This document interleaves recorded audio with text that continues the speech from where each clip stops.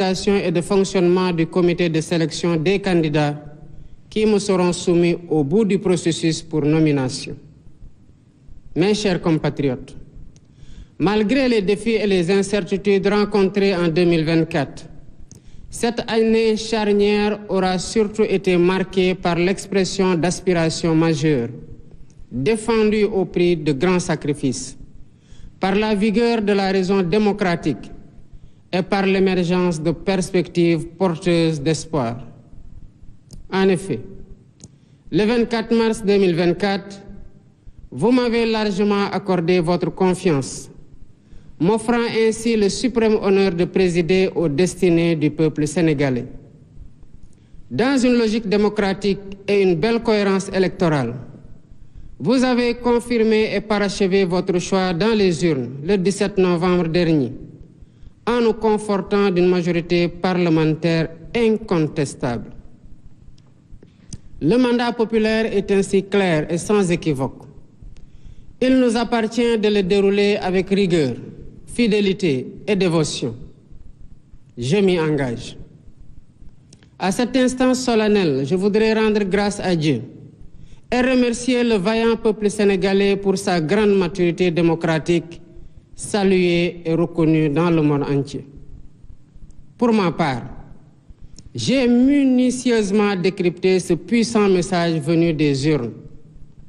Dans leur grande majorité, les Sénégalais nous ont prêté les clés pour ouvrir les portes du changement systémique, ainsi que les fenêtres de la transformation nationale, dans la droiture, la probité et l'exemplarité.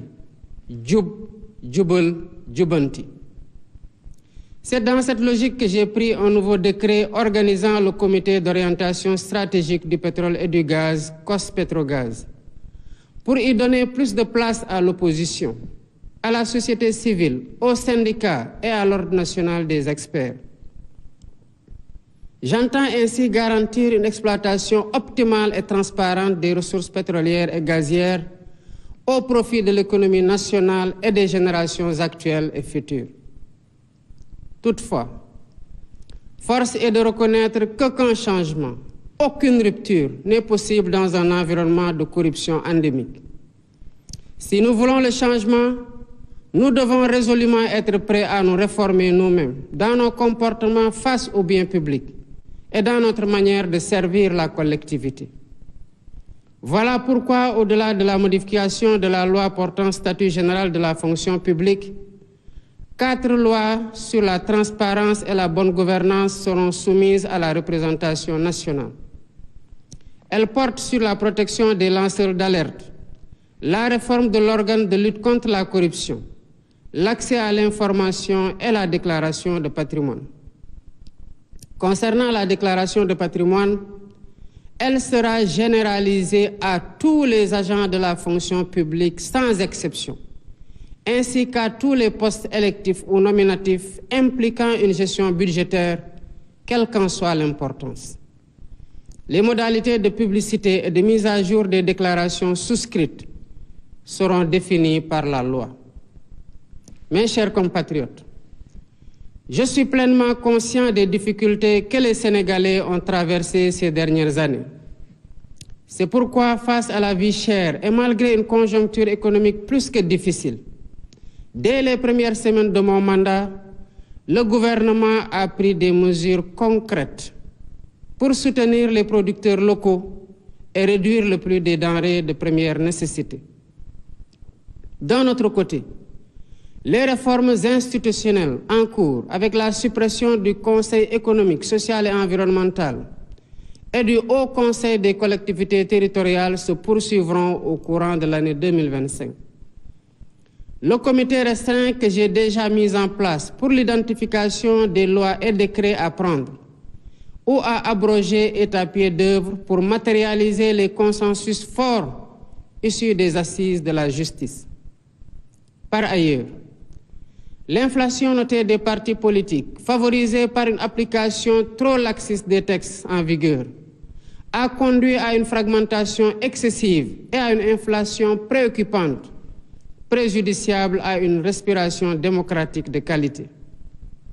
Dans un avenir proche, Des concertations sur notre système politique se tiendront dans le but d'y apporter plus de lisibilité, plus de transparence et de rationalisation. Toutes ces réformes, comme d'autres, visent uniquement à rapprocher l'État des citoyens, à mieux prendre en charge leurs aspirations et à asseoir les bases d'un Sénégal fier de ses valeurs et intransigeant sur sa souveraineté.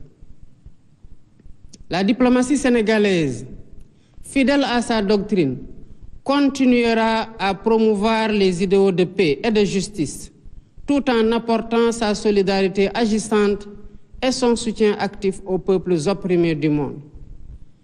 Tous les amis du Sénégal seront traités comme des dans le cadre d'une coopération ouverte, diversifiée et décomplexée. D'ores et déjà, j'ai instruit le ministre des Forces armées de proposer une nouvelle doctrine de coopération en matière de défense et de sécurité, impliquant, entre autres conséquences, la fin de toutes les présences militaires de pays étrangers au Sénégal dès 2025. Mes chers compatriotes, prenons le temps de nous regarder dans le miroir de notre histoire et de nos valeurs, pour nous rappeler qui nous sommes, d'où nous venons et où nous aspirons à aller.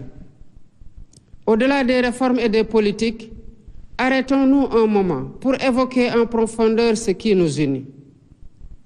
Cette exigence d'unité et de fraternité quasi existentielle pour bâtir l'avenir que nous voulons nous rappelle l'importance de cette communion nationale autour de la même flamme de l'espoir, de la solidarité et du vivre ensemble. Dans un esprit